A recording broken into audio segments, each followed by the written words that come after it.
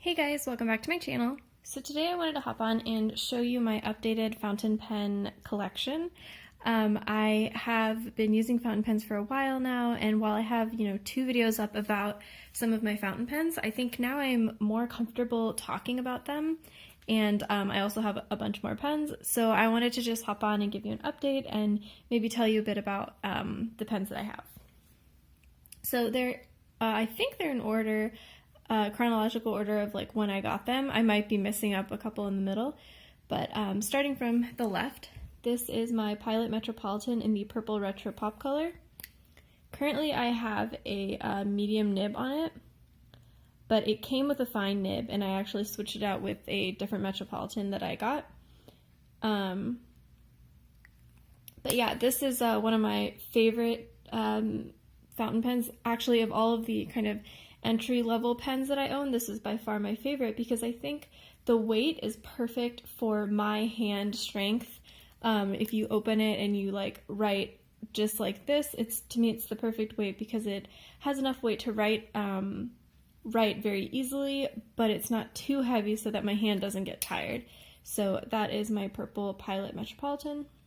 Great pen. I highly recommend it if you are interested in getting into fountain pens. And I will say that I switched out the converter that it came with a Pilot Con 40 converter, and it is currently inked up with Pilot something. It's like the Pilot fuchsia color, Pilot Irishizuku fuchsia color. But this converter, I really like it. I like the little balls in there that keep it from forming air bubbles. It's definitely, for me, for $6 to $8, a worthwhile upgrade to this pen to make it even more functional than it already is. So that's my Pilot Metropolitan. This is my Platinum Plaisir, and this also came in a fine nib that I switched out for a medium nib from a Platinum Preppy. Did I call this a Platinum or a Pilot? This is a Platinum Plaisir. So somebody commented on one of my previous videos about this pen that you can switch out the entire feed and nib unit with those on the Preppy. So I went ahead and I bought a Preppy for a couple bucks. I think they're like $3 to $5, and I popped it on here, and this is the converter that I bought with the pen. And I'm liking it a lot more now because I think platinum nibs can be pretty scratchy and pretty, what do they call it? The word is toothy, I think.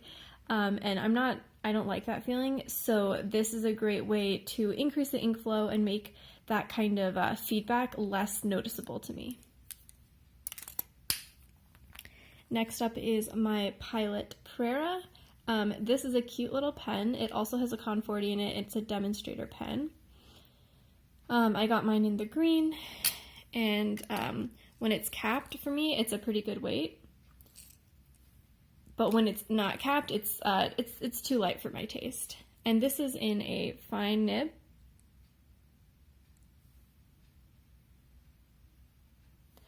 And the best thing about the Prera is the clicking mechanism, or the capping mechanism, is very satisfying.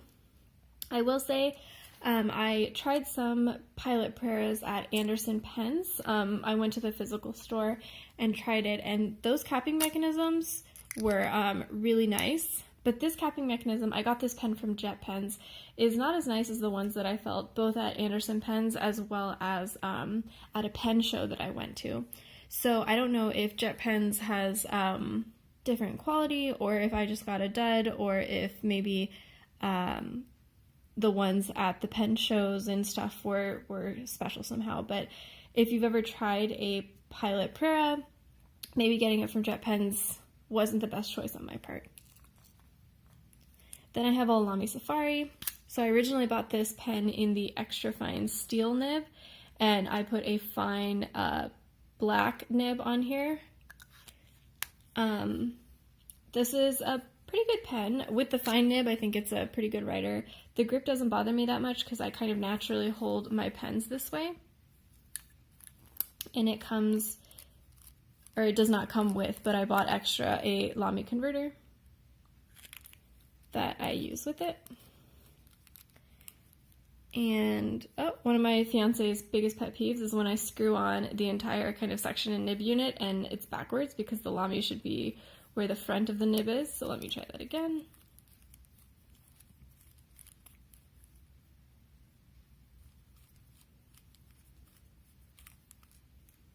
There we go. So the nib is on the front, and so is the Lamy logo. I would say that if you're looking for an entry-level fountain pen, this is a good choice because the nibs are interchangeable, and I've had a lot of fun kind of trying out fine, medium, broad nibs from various places and just switching them out. But at the same time, the Metropolitan is a much nicer, heavier feeling, so it depends on what you want. This has less versatility because you can't just swap out the nibs for another like $14. Whereas this, you just spend another $14 and you have another nib. That said, you can buy a Metropolitan on Amazon for $14 easily, so you could easily switch out the nibs between different Metropolitans if you wanted to.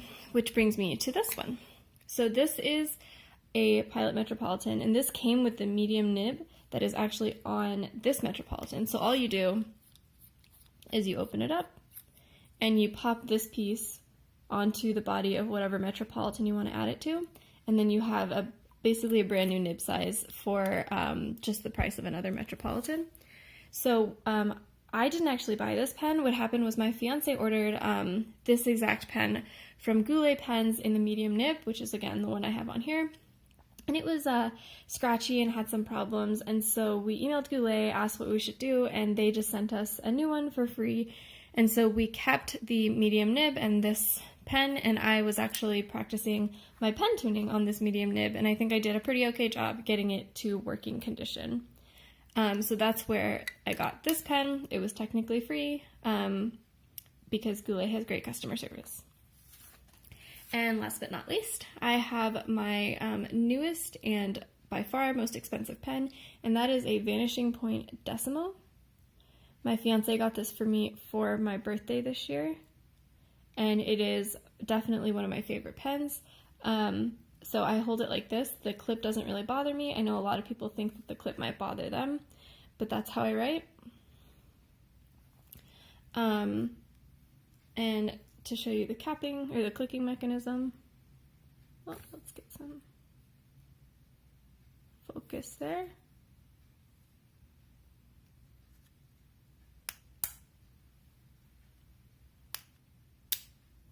And this is in a fine nib, and it is currently inked up with one of my favorite inks, the Caran d'Ache Divine Pink. It also has a Con 40 converter, and I only have a little bit of this ink left, so I'm debating about whether or not I should buy a full-size bottle of this Caran d'Ache because it is quite expensive, but I really love the color and the wetness. So that is my Vanishing Point Decimo. And just so you know, where I got each of these pens. So I got this pen, well, my fiance got it for me from Goulet. I got this pen from JetPens and this pen from JetPens. This one I got from Anderson Pens in their physical store. This one my fiance got from Goulet, and then this one my fiance also got from Goulet. I will say that I think the physical stores of Anderson Pens, as well as the Lamy store that we went to the Lamy store in San Francisco when we were visiting there, I think they sell for full retail price, whereas like Goulet and JetPens will sell for a bit of a discount on full manufacturer kind of list price. So that is something to keep in mind, although I don't know if Anderson Pens online sells for list price, so I don't know. And then just so you see, the case that I keep everything in is actually a case that I made myself. I actually got this leather from Michael's. It's just craft leather. It's okay quality. It's probably the lowest grade leather you could possibly get, but I just kind of practiced my leather stitching on here, stitched up the sides, and I put a bit of felt to line the inside so that the like suede inside wouldn't get all over my pens or any dye or anything. And then I just stitched individual little pen pockets and put some magnets both here and here so that it would be a magnetic closure. And I really like this because I can kind of roll it up if I ever need to roll up a pen sleeve, or I can fold it in half, and it's very squishy, but it also protects my pens. Granted, my pens weren't really that expensive, so they don't necessarily need that much protection. But yeah, so that is my fountain pen collection. Let me know in the comments below if you have any questions, or if you are interested in getting into fountain pens but you don't know where to start. Yeah, thanks for watching. And like I said in some of my previous videos, I'm gonna do a giveaway of a Coach Outlet item.